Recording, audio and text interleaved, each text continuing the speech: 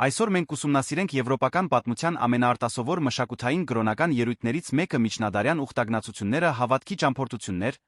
որոնք փոխեցին միլիոնավոր մարդկանց կյանքը 11-13 դարերի մեջ։ Նախքան տեսանյութը շարունակելը, հիշեցնում ենք բաժանորդագրվել ալիքին սրա նման ավելի շատ վավերագրական պատմություններ դիտելու համար։ Պատկերացրեք ձեզ միջնադարյան Եվրոպայի փոշոտ ճանապարհին։ Առավոտյան առը լուսավորում է քարքարոտ արահետը,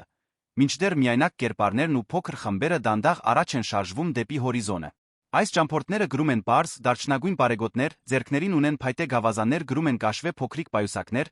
որոնք հայտնի են որպես սկրիպ ֆազբերեն։ Նրանց լայնեզր գլխարկների վրա անագե կրծքանշանները փայլում են լույսի տակ, որոնցից յուրաքանչյուրը պատմում է այցելած սուրբ վայրերի կատարված ուխտերի մասին։ Նրանք ուխտավորներ են, նրանց ճանապարհորդությունը շատ ավելին է, քան բարձ ուղղորությունը։ Դա հոգու փրկության որոնում է, հրաշքների ակնկալիք, փախուստ առօրյայից, իսկ ոմանց համար իրենց կյանքի մեծագույն արկածը։ Քրիստոնեական ուխտագնացությունների ելույթը հանկարծակի չի առաջացել։ Քրիստոնեության առաջին դարերից ի վեր բարեպաշտ հավատացյալները ճամփորդություններ էին կատարում դեպի սուրբ համարվող վայրեր։ Այնուամենայնիվ, հենց 1000-1300 թվականների միջ ընկած ժամանակահատվածում էր, որ այս շարժումը ձեռք բերեց աննախադեպ չափեր։ Այդ ժամանակահատվածում անթիվ բազմություններ անցան լեռներ, գետեր սահմաններ այցելելու ավելի քան 10,000 ուխտատեղիներ,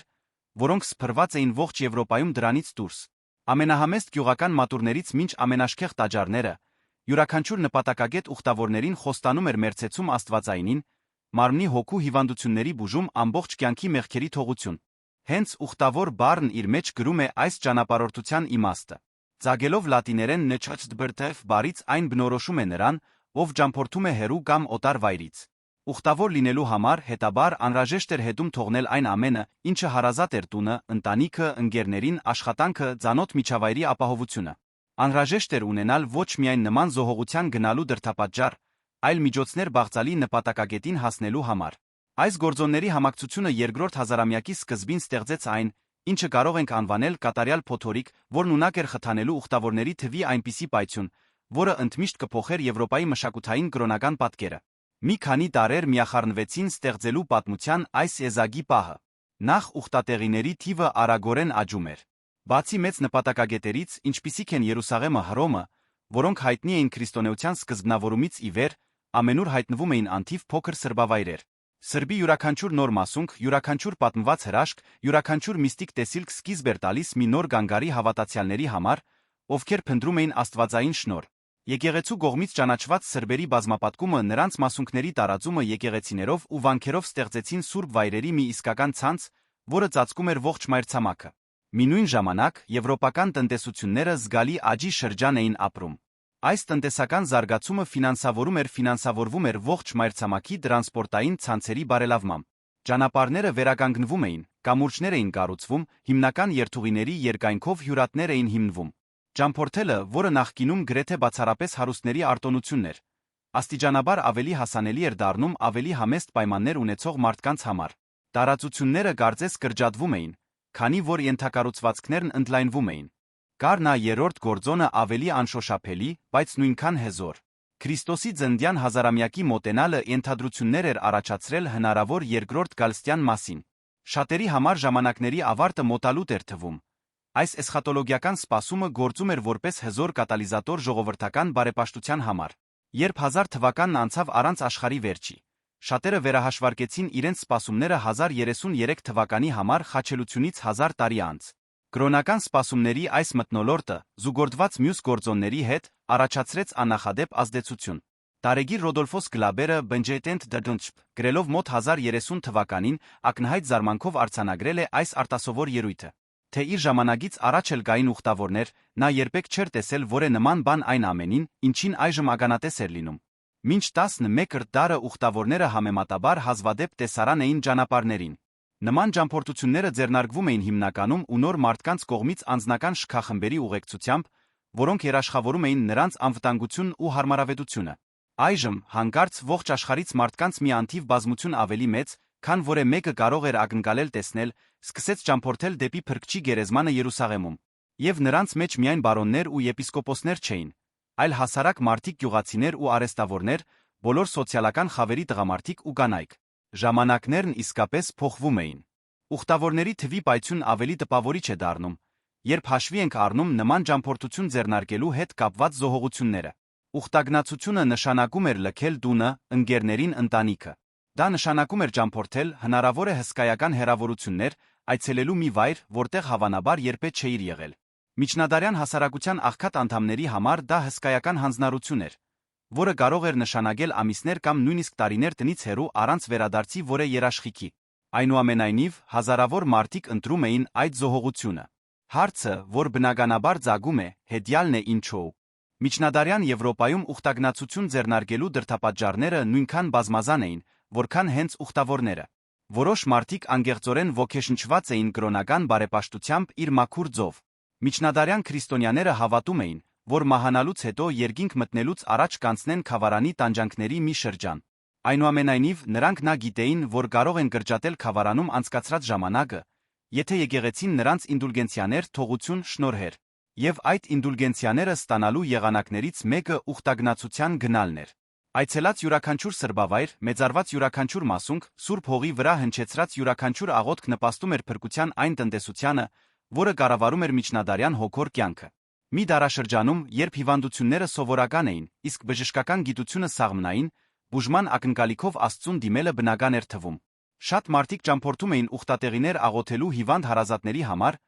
կամ հրաշքով բուժում փնտրելու իրենց սեփական հիվանդությունների համար։ Ամենահայտնի սրբավայրերը կուտակում էին հարյուրավոր, երբեմն հազարավոր հրաշքների արձանագրություններ, որոնցից յուրաքանչյուրը վավերագրված էր պահապան վանականների կողմից որպես այնտեղ մեծարվող սրբի զորության ապացույց։ Բուժման հույսը կորցրածների համար ուխտագնացությունը հաճախ ներկայացնում էր վերջին հույսը։ Այլ ուխտավորներ ուխտ էին արել Աստծուն խոստանալով ուխտագնացություն կատարել, եթե ողջ մնան հիվանդությունից, հաղթանակ տանեն պատերազմում կամ ինչ-որ կերպ ազատվեն թշնամուց։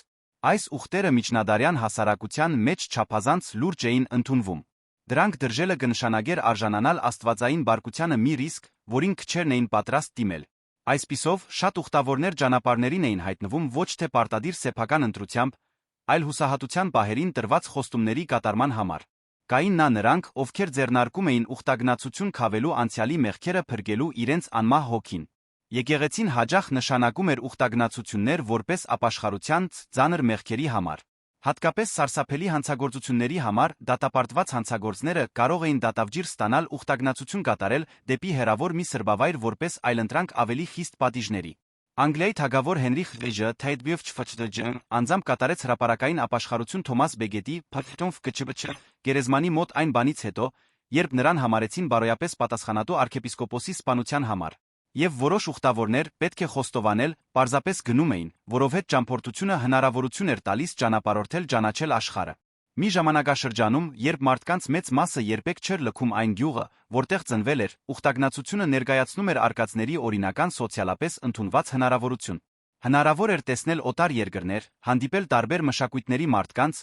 տեսնել մեծ քաղաքների ու տաճարների ճարտարապետական հրաշալիքները։ Շատերի, հատկապես երիտասարդների համար ուխտագնացության հոգոր գանչը անկախտելիորեն միահյուսվում էր բացահայտումների ձգտման հետ։ Բնականաբար, ուխտագնացությունը նա վտանգներ էր պարունակում։ Ճամփորդները կարող էին թալանվել կամ նույնիսկ սպանվել ճանապարհներին։ Ավազակները դարանակալում էին անտառներում, լեռնանցքներում պատրաստ հարձակվելու անզգուշների վրա։ Բացի ֆիզիկական վտանգներից, միշտ կար աշխարհիկ գայթակղություններից շեղվելու ռիսկը։ Միջնադարյան իսպանական մի արած զգուշացնում էր։ Մեկնում է որպես ուխտավոր, վերադառնում որպես պոռնիկ։ Տնից հեռու երկար ճանապարհը, օտար սովորույթների ազդեցությունը, մեծ քաղաքների գայթակղությունները այս ամենը կարող էր ուխտավորին շեղել արդարության ճանապարհից, որը պետք է լիներ նրա ուղղորության նպատակը։ Բայց ինչպես էին հասարակ մարդիկ, առանց հարուստ բարոնի ռեսուրսների, ով պաշտպանված էր լավ զինված շքախմբով, կարողանում հետում թողնել իրենց ապրուստի միջոցը մի քանի շաբաթ կամ ամիս անցկացնել ճամփորդելով։ Պատասխանի մեծ մասը կայանում է նրանում, որ կրոնական աշխարհիկ իշխանությունները մեծապես աջակցում էին ուխտավորներին։ Ի վերջո, ուխտագնացությունը բարեպաշտ ձեռնարկ էր, որին աջակցելը բոլոր լավ քրիստոնյաների պարտքն էր։ Հատուկ օրենքներ ընդունվեցին պաշտպանելու ուխտավորների սեփականությունը նրանց բացակայության ընթացքում։ Ոչ ոք չէր կարող տիրանալ ուխտավորի հողերին կամ գույքին նրա ճամփորդության ժամանակ առանց խիստ պատիժների ենթարկվելու։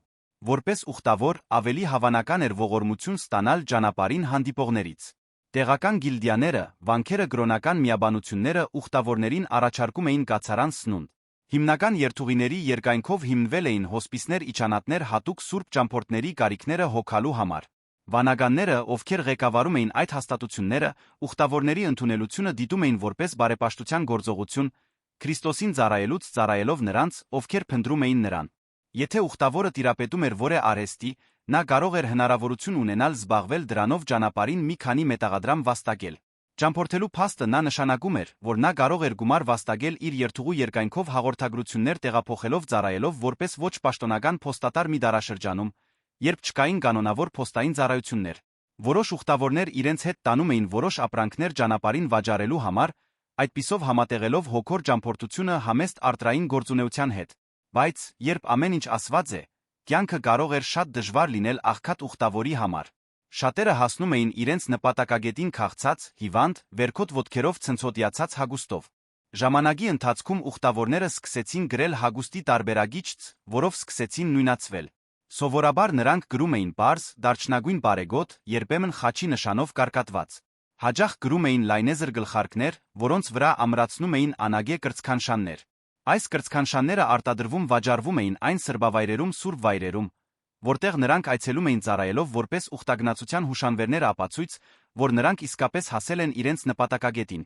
Ուխտավորները սովորաբար ճամփորդում էին քայլելու գավազանով, պարզ սկրիպով կամ պայուսակով ջրի համար նախատեսված դդումով։ Նման անձինք պետք է որ մեծ ուշադրություն գրավեին ճանապարհներին։ Այս ավանդական ուխտավորի հանդերձանքը հանրահայտ մնաց ողջ բարձր միջնադարում։ Այնուամենայնիվ, ավելի ուշ միջնադարում նման սովորույթները շատերի կողմից սկսեցին դիտվել որպես անախրոնիզմ։ Ջեֆրի Չոսերի «Դեչնիպցիվ Քուպոչ» ժամանակներում 14-րդ դարի վերջին ուխտավորների մեծ մասը իրենց հարմարավետ էին զգում ճամփորդել իրենց առօրյա հագուստով առանց մյուս ճամփորդներից տեսողականորեն տարբերվելու անհրաժեշտության։ Չոսերի քենթերբերյան պատմվածքները ներկայացնում են ուխտավորների մի բազմազան խումբ,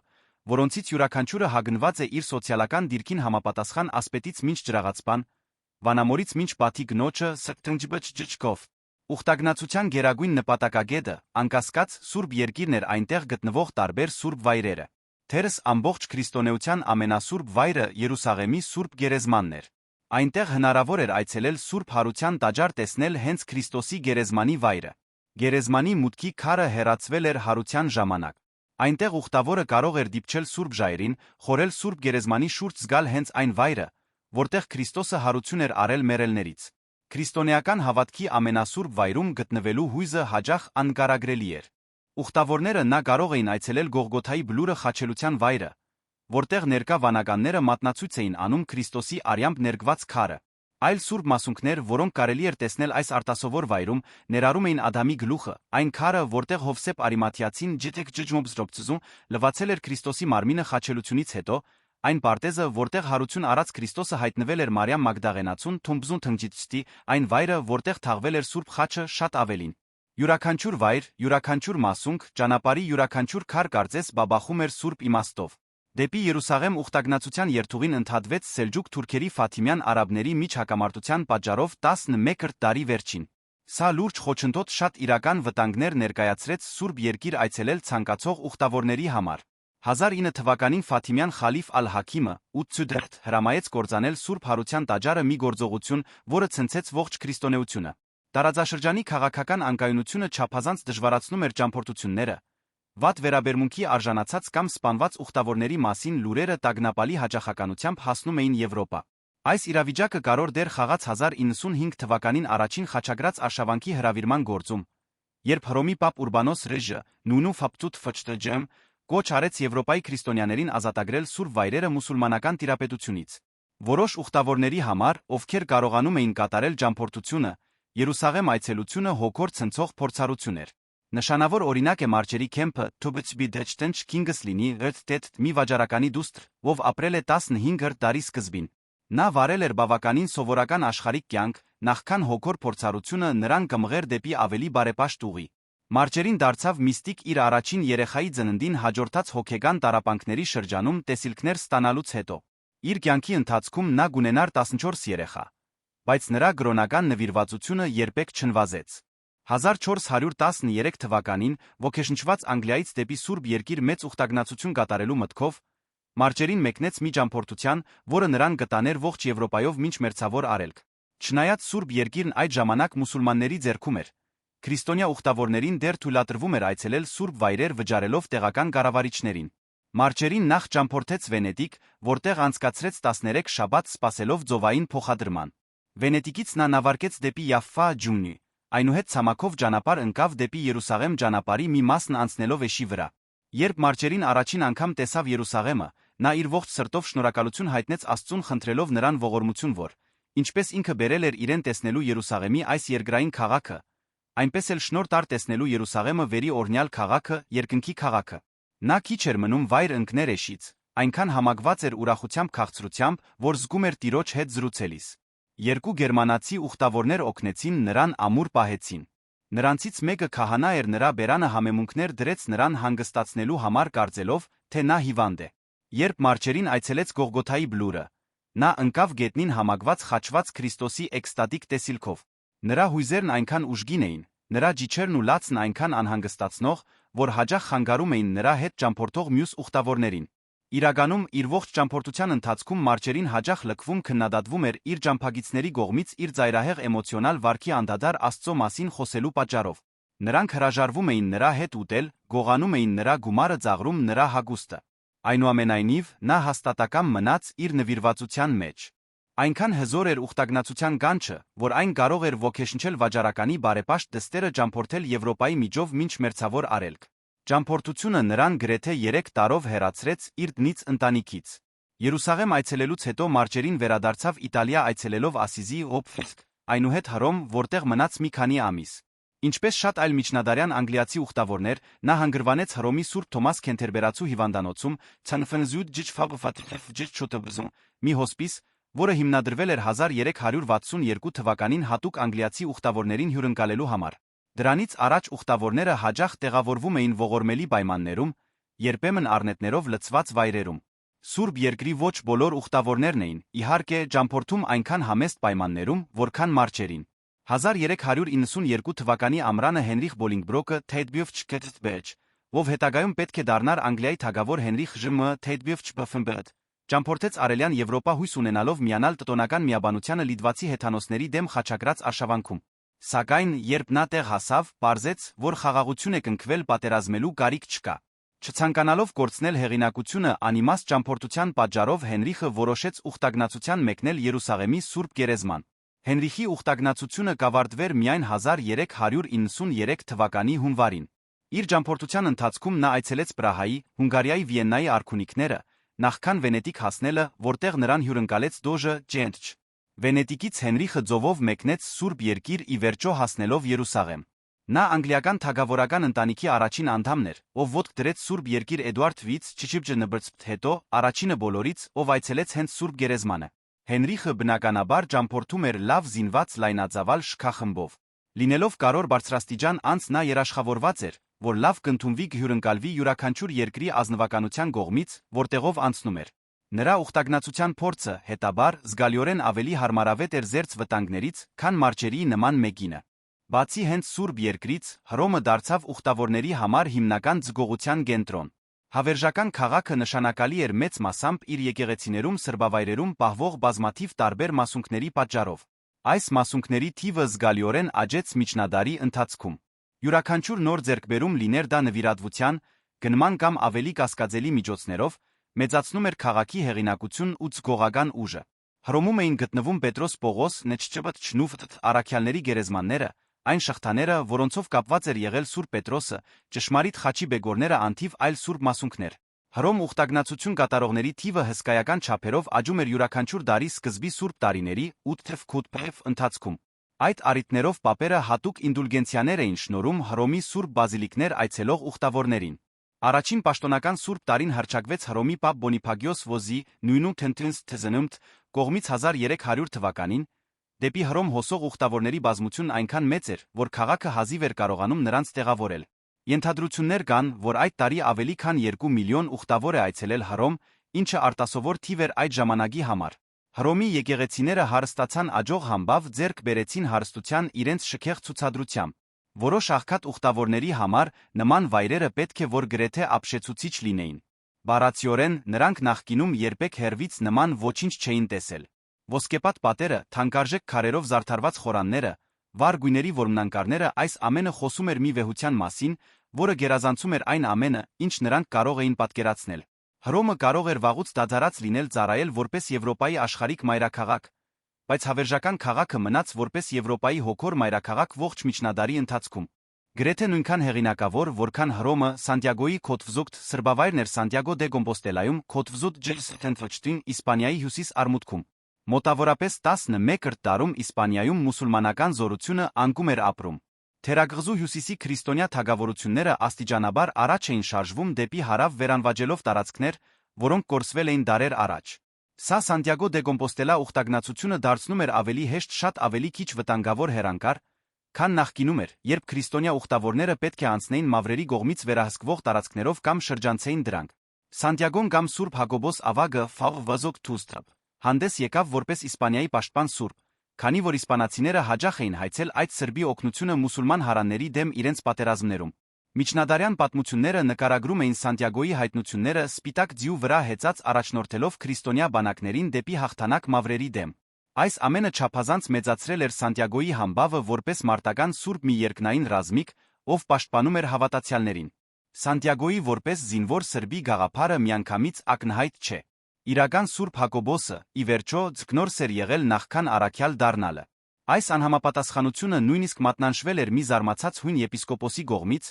ով բարեբախտաբար հանգստացել էր ըստ երույթին անձամբ սրբից տեսիլք ստանալուց հետո։ Սանտիագոն ձեռք բերեց նույնիսկ ամենածանր մեղքերի համար մեղավորների բարեխոսի համբավ։ Նման մեղավորներին հրահանգվում էր ուխտագնացություն կատարել դեպի նրա սրբավայրը, թերս որպես միակ միջոց, որով նրանց հոգիները կարող էին փրկվել։ Սանտիագոյի ճանապարհը, Չոնթթջջ Քոթվզուկտ, ինչպես հայտնի էր դեպի քաղաք տանող երթուղիների ցանցը, դարձավ ողջ քրիստոնեության ամենակարևոր ուխտագնացության ուղիներից մեկը։ Հենց Ֆրանսիայում կային 4 հիմնական երթուղիներ դեպի Իսպանիա, որոնցից յուրաքանչյուրը սկսվում էր մի տարբեր քաղաքից ճանապարհին անցնում նշանակալի ուխտատեղիներով։ Ավանդույթ դարձավ որպես այս ուխտագնացության նշան հետ բերել մի սանրագերբ խեցի օժչզբոն։ Այս խեցիները վաճառվում էին տեղի շուկայում ժամանակի ընթացքում ձուլվում էին կապարից ու վաճառվում որպես կրծքանշաններ ուխտավորների համար իրենց գլխարկների վրա կրելու համար։ Սանրագերբ խեցին այնքան սերտորեն կապվեց Սանտիագո ուխտագնացության հետ, որ սկսեց խորհրդանշել հենց ուխտագնացությունը ընդհանրապես։ Մինչ օրս խեցին մնում է որպես Սանտիագոյի ճանապարհի խորհրդանիշ նշելով երթուղին նույնականացնելով նրանց, ովքեր անցնում են այն։ Նրանց համար, ովքեր չէին ցանկանում մեկնել արտերկիր, անգլիական ամենահեղինակավոր ուխտատեղին անկասկած Քենթերբերին Չութաբգզուն էր։ Քենթերբերի տաճարը նրա սրբավայրը նվիրված նահատակված արքեպիսկոպոս Թոմաս Բեգեդին Փասթոնֆ Կչպչև գրավում էին ուխտավորների անդադար հոսք։ Թոմաս Բեգեդը սպանվել էր տաճարում 1170 թվականի դեկտեմբերի 29-ին 4 ասպետների կողմից, ովքեր հավատում էին, թե կատարում են թագավոր Հենրիխ Զուիի Թեյդբյուֆ ցանկությունները։ Թագավորը հակասության մեջ էր մտել արքեպիսկոպոսի հետ եկեղեցու իրավունքների ու արտոնությունների շուրջ, հուսահատության մի պահի բացականչել էր բարեր, որոնք մեկնաբանվել էին որպես հրաման վերացնելու համար հոգորականին։ Բեգեդի սպանությունը ցնցեց ողջ քրիստոնեությունը։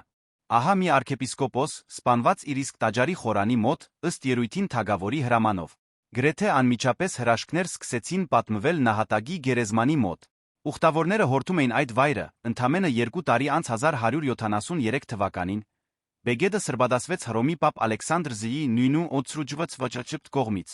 Նրա մահից հետո առաջին 10 տարիների ընթացքում ավելի քան 700 բուժման հրաշքներ արձանագրվեցին նրա գերեզմանի մոտ միջնադարի հրաշքների ամենամեծ հավաքածուն։ Հենց սրբավայրը իսկապես շքեղ էր։ 1220 թվականին Բեգեդի աճյունը տեղափոխվեց իր սկզբնական գերեզմանից մատուրից դեպի մի նոր սրբավայր, որը կառուցվել էր հատուկ երրորդության մատուրում, Չունչտն Փաբրտենչ գլխավոր խորանի հետում։ Այս սրբավայրը շռայլորեն զարդարված էր ոսկե թիթեղներով պատված էր թանկարժեք քարերով, ներառյալ մի առանձնահատուկ մեծ սուտակ բաֆթիր, որն ասվում էր, թե գոյություն ունեցողներից ամենամեծն է նվիրաբերված Ֆրանսիայի թագավորի կողմից 1179 թվականին։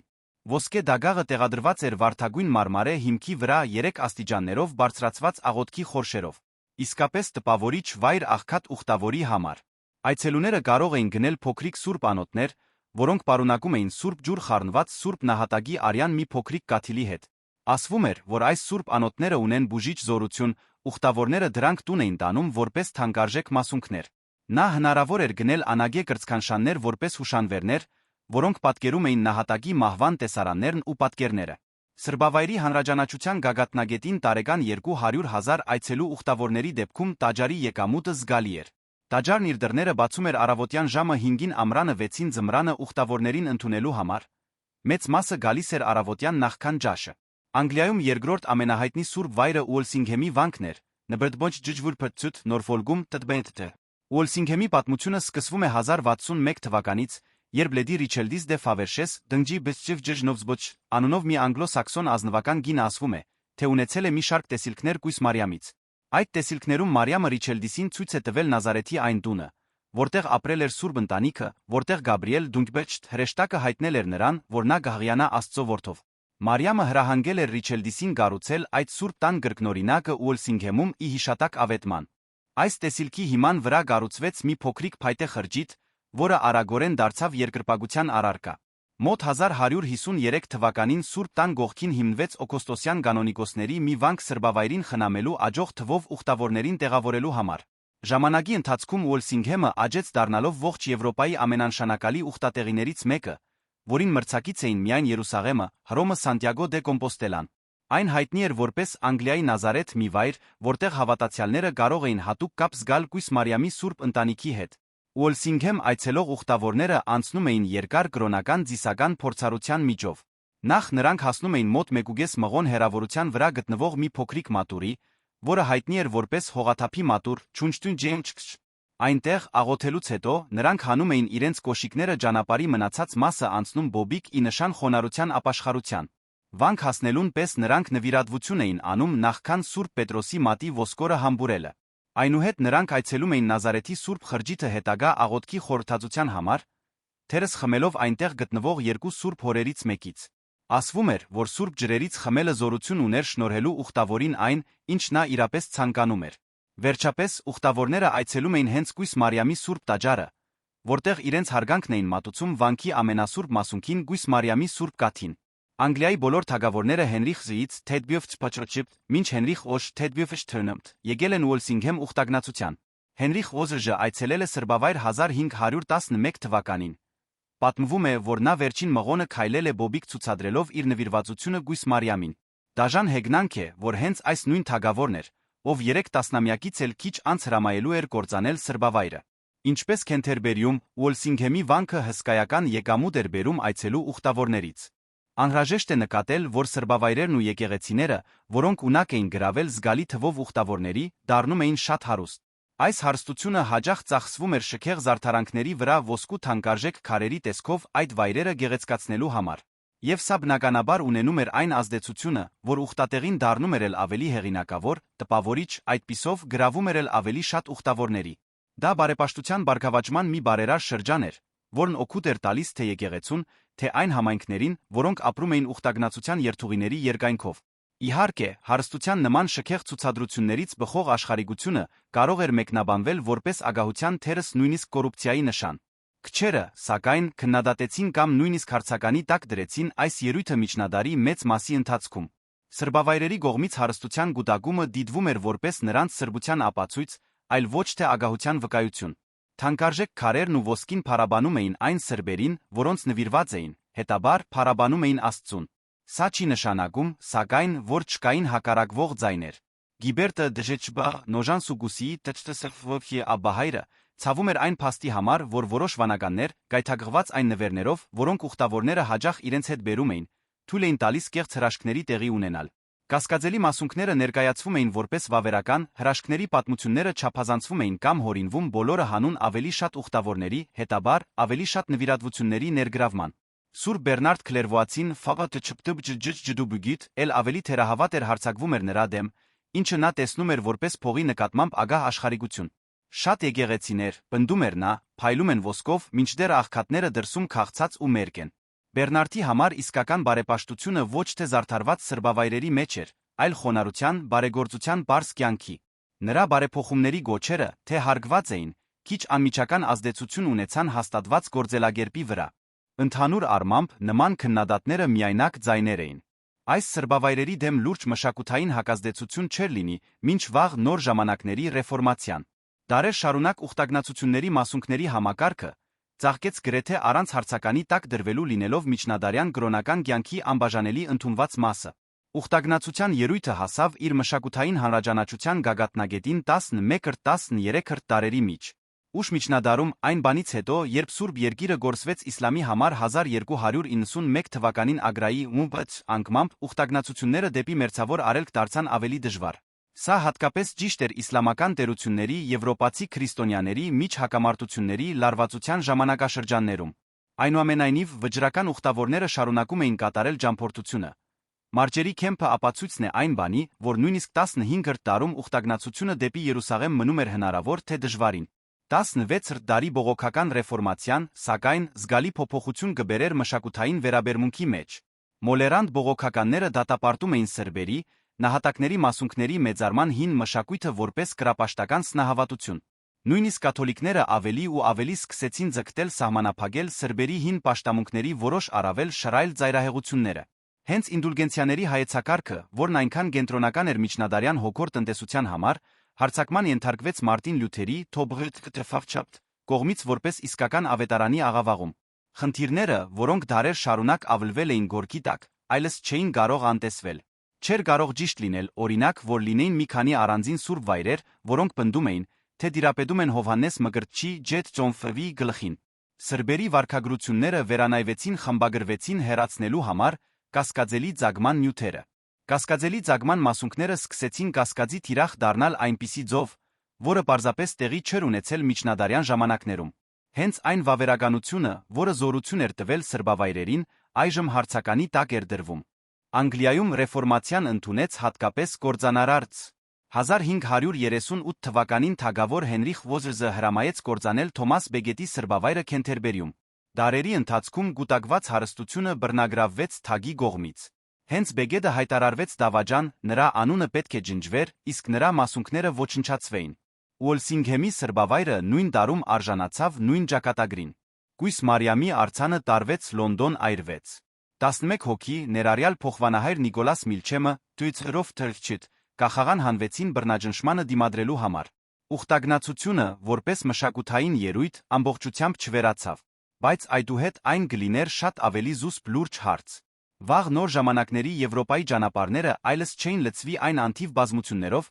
որոնք այնքան ապշեցրել էին Ռոդոլֆոս Գլաբերին 1030 թվականին։ Մեծ միջնադարյան սրբավայրերը իրենց ոսկով ու թանկարժեք քարերով, իրենց հրաշագործ մասունքներով ուխտավորների բազմություններով պատկանում էին մի դարաշրջանի, որն ավարտվել էր։ Այնուամենայնիվ, միջնադարյան ուխտագնացությունների ժառանգությունը պահպանվում է մինչ օրս։ Այն երթուղիները, որոնցով ուխտավորները քայլել են դարեր առաջ, դեռ գոյություն ունեն, շատերը պահպանվել ու վերականգնվել են։ Սանտիագոյի ճանապարհը, մասնավորապես, վերջին տասնամյակներում ապրել է նշանակալի վերածնունդ։ 100 հազարավոր մարդիկ ամեն տարի քայլում են նրա արահետներով, ոմանք կրոնական պատճառներով, ոմանք արկածների, անձնական խորհրդածության կամ պատմության հետ կապի որոնումներով։ Ուոլսինգհեմում անգլիկան կաթոլիկ սրբավայրերը վերահաստատվեցին 20-րդ դարում։ Քաղաքը կրկին ընդունում է ուխտավորների ողջ Մեծ Բրիտանիայից աշխարհից։ Տաճարներն ու եկեղեցիները, որոնք ծառայել են որպես ուխտագնացության նպատակագետեր, մնում են որպես արտասովոր ճարտարապետական հուշարձաններ։ Քենթերբերին, Շարտրը, Չքոբրջ, Սանտիագո դե Կոմպոստելան, Հռոմը այս քաղաքներից յուրաքանչյուրը պահում է արվեստի ճարտարապետության գանձեր, որոնք ստեղծվել են մեծ մասամբ ուխտավորների հովանավորության շնորհիվ։ Վիտրաժները, քանդակները, որմնանկարները, ոսկե արծաթե մասունքատուփերը, այս ամենը ֆինանսավորվել է դարերի ընթացքում միլիոնավոր հավատացյալների նվիրատվություններով։ Ավելին, քան ֆիզիկական հուշարձանները, սակայն, այն, ինչ պահպանվում է, ուխտագնացության ոգին է։ Այն գաղափարը, որ ճամփորդությունը կարող է փոխել ճամփորդին, որ հենց ճանապարհն ունի նույնքան արժեք, որքան նպատակագետը, որ տնից դուրս գալը անհայտին դիմակայելը կարող է հանգեցնել խորը բացահայտումների սեփական անձի աստվածայինի մասին։ Այս գաղափարը գերազանցում է ցանկացած կոնկրետ կրոն շարունակում է արձագանքել բոլոր հավատքների ոչ մի հավատք չունեցող մարդկանց մոտ։ Միջնադարյան ուխտավորները, ովքեր քայլում էին փոշոտ ճանապարհներով, ովքեր քնում էին հոսպիսներում ու գոմերում, ովքեր դիմակայում էին ավազակներին ու փոթորիկներին, ովքեր աղոթում էին ոսկեպատ մասունքների արջ խմում սուրբ հորերից, այդ տղամարդիկ ու կանայք մասն էին կազմում մի բանի, որը շատ ավելի մեծ էր, քան իրենք։ Նրանք մասնակցում էին մի շարժման, որը դարեր շարունակ ձավորեց մի ողջ մայրցամաքի մշակույթը, տնտեսությունը, արվեստը, հոգորականությունը։ Նրանց հետքերը կարող են վաղուց անհետացած լինել, բայց այն ուղին, որը նրանք հարթեցին, մնում է։ Եվ այսպես, մենք հասանք Եվրոպայի միջնադարյան ուխտագնացությունների աշխարհով այս ճանապարհորդության ավարտին։ Մենք միասին անցանք նույն երթուղիներով, որոնցով միլիոնավոր ուխտավորներ քայլել են դարեր առաջ սկսած Հռոմ Սանտիագո դե Կոմպոստելա տանող բազմամարդ ճանապարհներից մինչ Սուրբ Երկրի սուրբ ուղիները Անգլիայի սրբավայրերը։ Մենք ծանոթացանք այն դրդապատճառներին, որոնք մղում էին այս ճամփորդներին, վտանգներին, որոնց նրանք դիմակայում էին, հրաշքներին, որոնց նրանք ականատես էին լինում։ Մենք տեսանք, թե ինչպես էր հավատքը շարժում լեռները, ինչպես էր նվիրվածությունը փոխում ամբողջական լանդշաֆտներ։ Եթե այս պատմությունը դիպավ ձեր սրտին, արթնացրեց ձեր հետաքրքրությունը անցյալի նկատմամբ, եթե դուք զգացիք այն նույն զգողականության մի մասը, որը միլիոնավոր մարդկանց ստիպեց լքել իրենց տները Սուրբը փնտրելու համար, ապա մտածեք դառնալ պատմության այս հետախույզների համայնքի մի մասը։ Ինչպես միջնադարյան ուխտավորներն էին հետքեր թողնում իրենց անցած ճանապարհներին, դուք էլ կարող եք թողնել ձեր հետքը այստեղ։ Բաժանորդագրվեք այս ալիքին, միացեք մեզ բացահայտումների այս շարունակական ճամփորդության մեջ։ Թողեք ձեր մեկնաբանությունը կիսվելով ձեր մտորումներով, ձեր հարցերով, ճամփորդությունների անձնական որոնումների, ձեր սեփական պատմություններով։ Եվ եթե այս վավերագրական ֆիլմը ինչ-որ կերպ լուսավորեց ձեր ճանապարհը, հավանեք այս տեսանյութը, որպեսզի մենք կարողանանք շարունակել բերել սրա նման պատմություններ։ Ի վերջո, ինչպես միջնադարյան ուխտավորներն էին ընկերակցություն աջակցություն գտնում միմյանց մեջ իրենց ճամփորդությունների ընթացքում, մենք նույնպես միասին կառուցում ենք ինչ-որ բան հետաքրքրասեր մարդկանց մի համայնք, ովքեր ձգտում են հասկանալ աշխարհը նրա պատմությունների միջոցով։ Շնորհակալություն մեզ հետ մինչ այստեղ քայլելու համար։ Մինչ հաջորդ ճամփորդություն։